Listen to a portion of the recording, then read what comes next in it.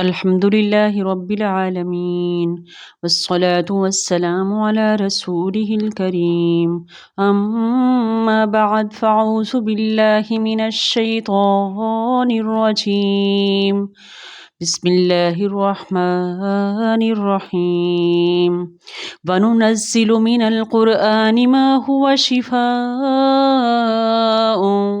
ورحمة للمؤمنين، اور ہم قرآن میں سے تھوڑا تھوڑا نازل کرتے ہیں جو مومنوں کے لیے شفا اور رحمت ہے۔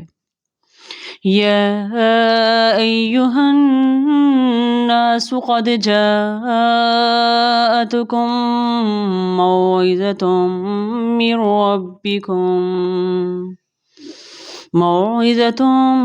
من ربکم وشفاء لما فی الصدور وہدی ورحمۃ للمؤمنین۔ اے لوگو، تحقیق تمہارے رب کی طرف سے تمہارے پاس نصیحت آ گئی ہے اور سراسر شفا ہے اس کے لیے جو سینوں میں ہے، اور ایمان والوں کے لیے ہدایت اور رحمت ہے۔ سورہ یونس آیت نمبر 57۔ ابو سعید خدری سے روایت ہے، رسول اللہ صلی اللہ علیہ وآلہ وسلم کے اصحاب میں سے بعض صحابہ کرام رضی اللہ عنہ ایک سفر میں جا رہے تھے۔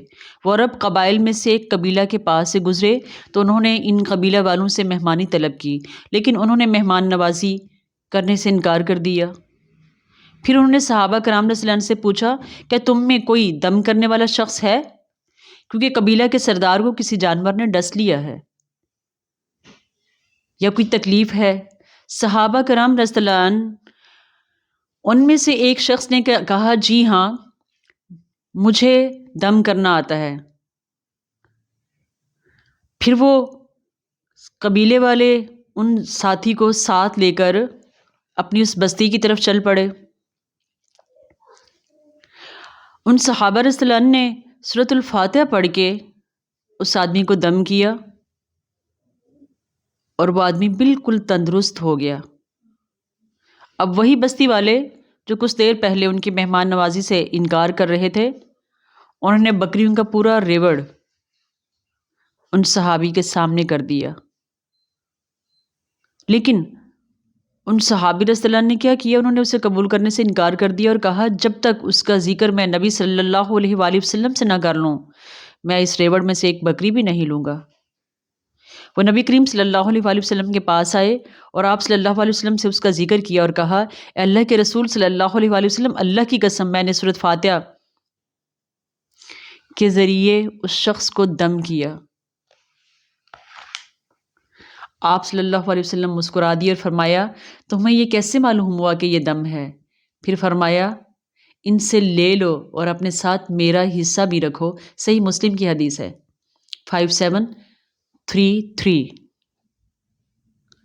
تو معزز سامعین، جب وہ شخص دم کر کے واپس پہنچے، صحابہ رضی اللہ عنہ باقی جو ان کے ساتھی جہاں موجود تھے اس جگہ پر، تو وہ لوگ حیران ہوئے کہ یہ کیسے دم کرنے چلا گیا، اسے تو دم آتا ہی نہیں۔ تو انہوں نے پوچھا، تم نے کس طرح سے دم کیا اسے؟ کیا پڑا کہ وہ شخص بالکل ٹھیک ہو گیا جو تھوڑی دیر پہلے زندگی اور موت کی کشمکش میں تھا، اور اس کی بستی والے، اس کے عزیز و اقارب اس کی زندگی سے مایوس ان کے پاس دوڑتے ہوئے آئے۔ تو انہوں نے کہا کہ سچ بتاؤں، مجھے اور تو نہیں پتا، میں نے سورۃ الفاتحہ پڑھ کے اسے دم کیا ہے۔ تو ہم نے کبھی اس یقین، اس بھروسے کے ساتھ اس پروردگار کو طبیب مانا ہی نہیں۔ تو یہ سورۃ فاتحہ ہم خود پڑھ کے دم کیوں نہیں کر لیتے؟ ہم جو آستانوں پہ جاتے ہیں، ہم جو لوگوں کے پاس جا کے گڑ گڑاتے اور روتے ہیں۔ سورۃ فاتحہ کیا ہے؟ الحمدللہ رب العالمین، قسم رب کعبہ کی یہ آیت توحید ہے۔ الرحمن الرحیم، یہ آیت بھی توحید ہے، کیونکہ جہانوں کا اور کوئی ایسا بادشاہ نہیں، ایسا کوئی مالک نہیں جو تعریف کے قابل ہو، کوئی رحمان الرحیم اور ہے نہیں ایسے صفات والا، یہ آیت بھی توحید ہے۔ مالک یوم الدین، روز جزا کا اور کوئی مالک نہیں، یہ آیت بھی توحید ہے۔ تو میرے پروردگار کو کتنا پسند ہے اپنے بندے کے منہ سے یہ اقرار، اپنے لیے حمد و ثنا کتنی پسند ہے۔ اور اللہ کے نبی صلی اللہ علیہ وآلہ وسلم نے اس کے کتنے خوبصورت نام بتائے ہیں اس سورت کے۔ یہ سورت شفا ہے، یہ سورۃ دم ہے، یہ سورہ رقیہ ہے، یہ ام القرآن ہے، یہ باب القرآن ہے، یہ ثنائے رحمان ہے، یہ سورۃ دعا ہے۔ اور اسی سلسلے میں ایک اور روایت بھی ہمارے پاس موجود ہے الحمدللہ۔ خارجہ بن سلط تمیمی اپنے چچا سے روایت کرتے ہیں کہ رسول اللہ صلی اللہ علیہ وآلہ وسلم کی خدمت میں حاضر ہوئے، پھر انہوں نے کیا کیا؟ اسلام قبول کر لیا۔ پھر کہتے ہیں اسلام قبول کرنے کے بعد جب وہ اپنے گھر واپس جا رہے تو ان کا گزر ایک ایسی قوم کے پاس سے وہ جن کا ایک شخص بالکل دیوانہ تھا، اور انہوں نے اسے کیا کیا تھا؟ اسے بیڑیوں میں جکڑا ہوا تھا، کیونکہ وہ لوگوں کو پریشان کرتا تھا۔ تو انہوں نے اپنی سہولت کے لیے اسے زنجیروں میں جکڑ دیا۔ اب اس شخص کے گھر والوں نے ان سے کہا، ہمیں بتایا گیا ہے کہ آپ کے صاحب مصطفیٰ صلی اللہ علیہ وآلہ وسلم خیر کے ساتھ آئے ہیں، تو کیا آپ لوگوں کے پاس اس کے علاج کے لیے کوئی چیز ہے؟ وہ اس سے بہت عاجز اور پریشان تھے۔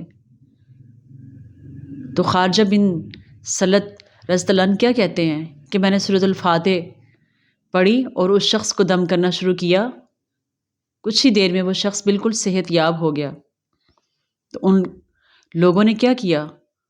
اتنا خوش ہوئے اس شخص کو صحت مند دیکھ کے کہ انہوں نے 100 بکریاں ان کے آگے کھڑی کر دیں۔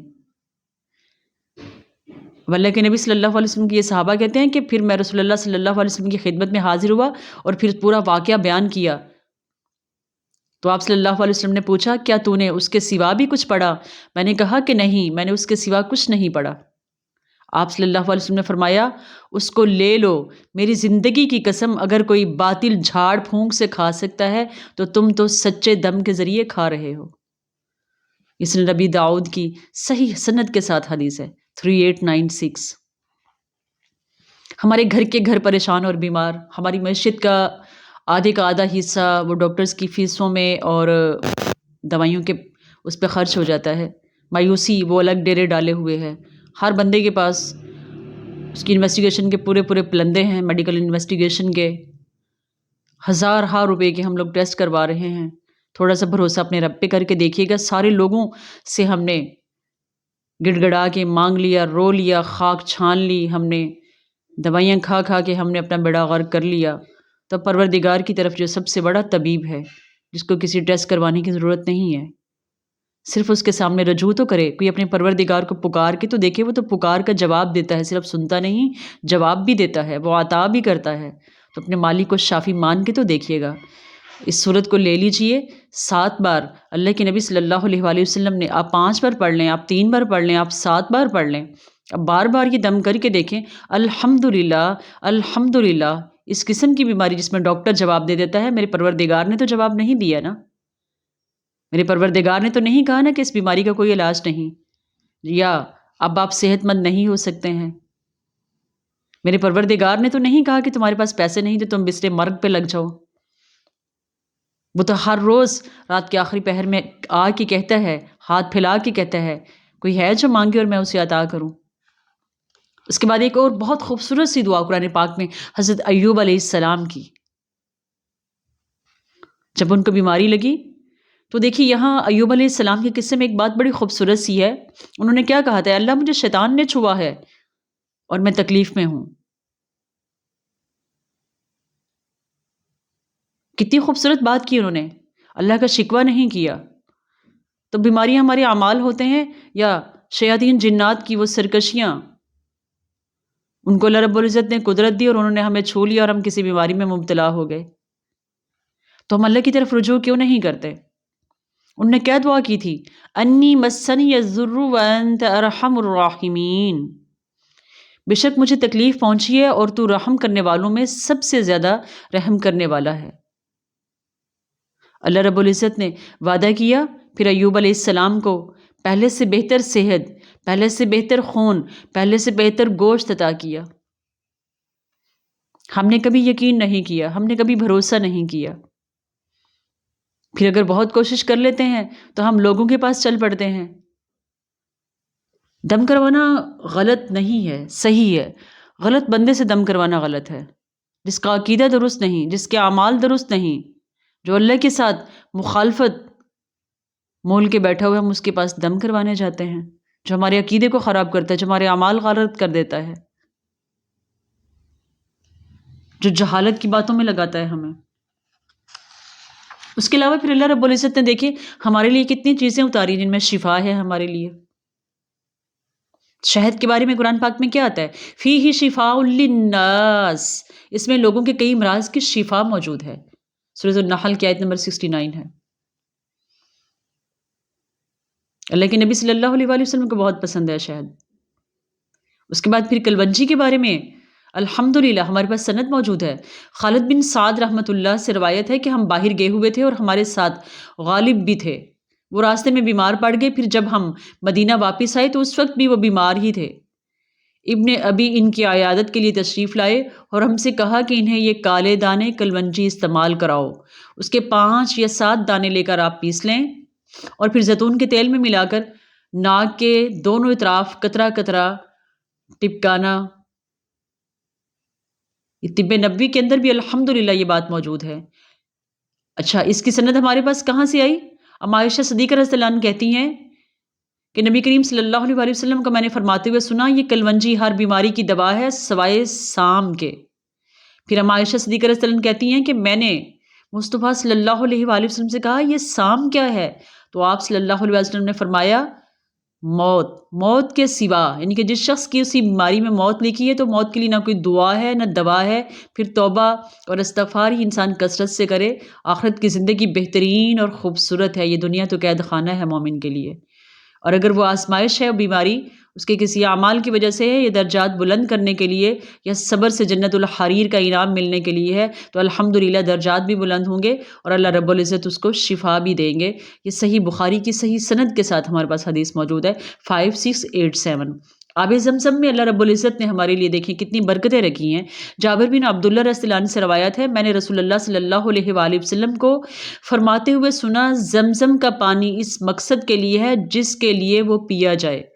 آپ بھوک کے لیے پیئیں گے تو بھوک کو مٹائے گا، آپ پیاس میں پیئیں گے پیاس کو مٹائے گا، آپ کمزوری میں پیئیں گے طاقت اور قوت عطا کرے گا، آپ بیماری کی نیت کر کے پیئیں گے تو شفا عطا کرے گا۔ الحمدللہ یہ ابن ماجہ کی 3062 صحیح سند کے ساتھ ہے۔ پھر الحمدللہ بارش کے پانی میں بھی اللہ رب العزت نے ہمارے لیے رحمتیں رکھی ہیں۔ وَنَزَّلْنَا مِنَ السَّمَاءِ مَاءً مُبَارَكًا، اور ہم نے آسمان سے برکت والا پانی اتارا۔ سورہ قاف کی آیت نمبر 9 ہے۔ اس کے بعد پھر اللہ کے نبی صلی اللہ علیہ وآلہ وسلم کی صحیح سنت کے ساتھ ہمیں یہ عمل بھی ملتا ہے، زیتون کا تیل، اس میں بھی اللہ رب العزت نے ہمارے لیے شفا اتاری ہے۔ والتین والزیتون، قسم کھا کہ میرے پروردگار نے جس چیز کے اللہ رب العزت نے قسم کھائی ہے وہ معمولی چیز نہیں ہے۔ عمر بن خطاب رضی اللہ عنہ سے روایت ہے کہ نبی کریم صلی اللہ علیہ وآلہ وسلم نے فرمایا، زیتون کھاؤ اور اس کو لگاؤ، بے شک یہ مبارک درخت ہے۔ ترمذی کی صحیح سند کے ساتھ ہے 1852۔ الحمدللہ۔ تو دیکھیے اللہ رب العزت نے ہمارے لیے کوئی ایسی بیماری آسمان سے نہیں اتاری جس کی شفا نہ اتاری ہو، صرف اس وقت ہم بیمار ہوتے ہیں جب ہم اپنے آپ کو مریض کہنے لگ جاتے ہیں، اور مریض وہ شخص ہے، بیمار اور لاچار وہ شخص ہے جس کو اللہ شفا نہ دے، اور میرے پروردگار نے تو کسی سے انکار نہیں کیا، وہ تو کافروں اور مشرکوں کو بھی دنیا میں دے کے فارغ کر دینے والا ہے۔ مومن کے لیے کس قدر اللہ کی رحمتوں کے خزانے کھولیں اور اللہ کتنی محبت کرتا ہے۔ اللہ رب العزت سے دعا ہے اللہ تعالیٰ مجھے اور آپ کو صحیح علم سیکھنے اور عمل کرنے کی توفیق عطا فرمائے۔ اللہ رب العزت امت مسلمہ کے تمام مومن مردوں اور عورتوں کو شفائے کاملہ عاجلہ عطا فرمائے۔ اللہ رب العزت ہمارے لیے ہمارے رزق میں شفا ڈال دے۔ اللہ رب العزت ہمارے لیے آسمان سے شفا اور برکت اور رحمت والا پانی اتار دے۔ اللہ رب العزت ہمارے لیے بہترین ہمارے معاملات سارے کے سارے کرے۔ آمین ثم آمین۔ السلام علیکم ورحمۃ اللہ وبرکاتہ۔